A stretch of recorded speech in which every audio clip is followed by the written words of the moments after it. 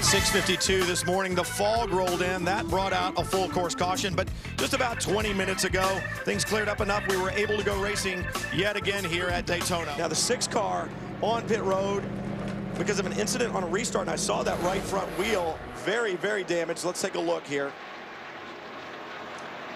Just to go up the inside, gets on the grass. Looks like he locks up the brakes a little bit, and man, True Speed Porsche really took a big hit. Patrick Pilet in the number 30, the Momo GT Porsche has gotten past Anthony Lazzaro, the 30-year-old Porsche factory driver and Carrera Cup champion, out in front, and a lurid slide onto the banking the last lap. Pilet is wringing the neck of that Porsche. This is how it all transpired for the lead. It was just a perfect execution. He came down the inside, and Lazzaro did the right thing in just, you know, not trying to do some silly defense. But and we are green. Safety car is off. Green is up. Everybody is on the button. Emil Rojas leads the field back to green in that dominant 01. It has been the strongest car throughout the course of this race, but we still have a long way to go, just under the 5-hour mark.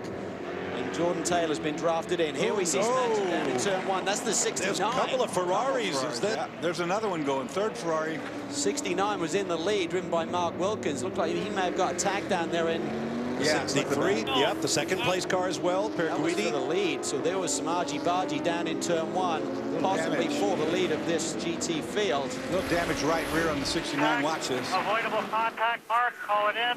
First on the brakes. You know, that was not intentional by any means. He was doing all he could do to save the 63. Got in too deep.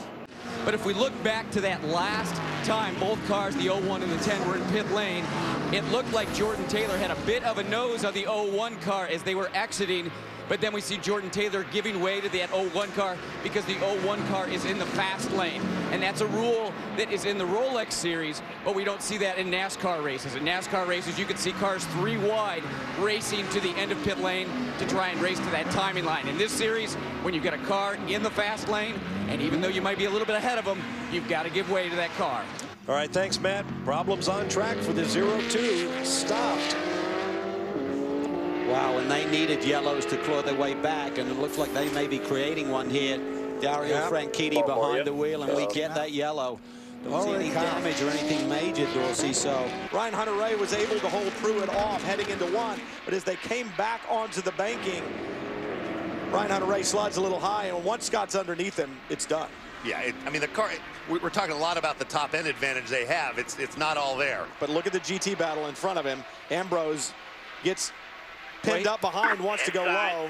he just absolutely pinned is the word. He thought the 64 was going to not get into the altercation there, sort of with the BMW, and absolutely trapped down there. God, that must have been so frustrating.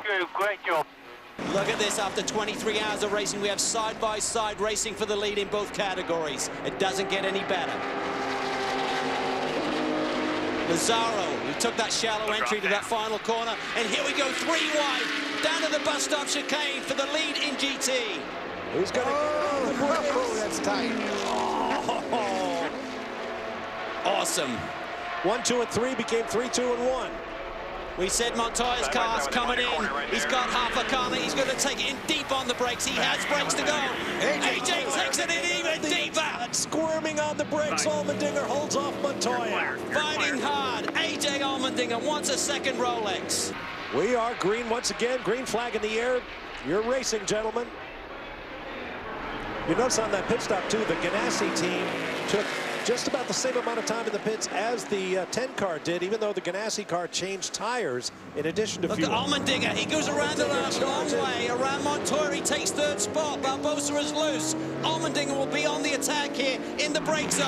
Oh, and he's gone by the outside. Barbosa jumped the Look at this. He's going to try and ride the rim shot here. Will Barbosa get rid of it? No, he didn't do it. Push him off for sure. So much being fair. Now he's got a radiator full. That's not good. But look at this. This is for the lead in GT, right behind that Daytona prototype. The Audi takes it in deep. Rene Rast going for his second consecutive win here at the 24. Won with Magnus last year. He wants to give Audi their first win.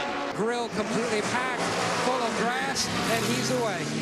I'm surprised they didn't take a splash of fuel there, unless I didn't see it, Matt. There was no fuel, right? For second place, Max Angelelli running 14.5 seconds behind Juan Pablo right now. It really comes down to fuel mileage as far as I can see.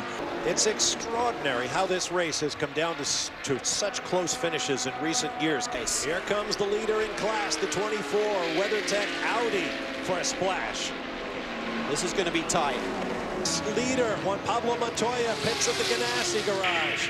And that's Trevor Montgomery on the fuel rig there. He's putting in 4, 5, 6 seconds of fuel right now. It's going to be, that was 8 seconds of fuel going into the car. This is the race right here.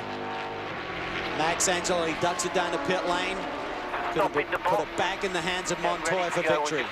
As Juan Pablo Montoya brings Chip Ganassi Racing with Felix Sabates and their BMW Riley to victory at the Rolex 24 again. 5-4-8. And there is your winner in GT, Felipe Albuquerque in the WeatherTech Audi from Alex Job Racing. High fives all around. What a performance. Scott Pruitt ties the legendary Hurley Haywood. There's celebration donuts from Felipe. What a great day for that team. Audi are here. 1-2 for Audi. And there's your winner in GX. The Napleton Porsche Cayman in the hands of David Donahue has driven a long, long time to end this race. Will pick up the first victory in the new class. 74 lead changes. That is a new unofficial record.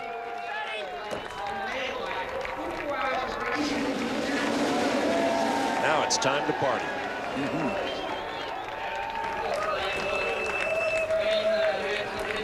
And out come the flags. 22 nations represented in this year's driver lineup at Daytona.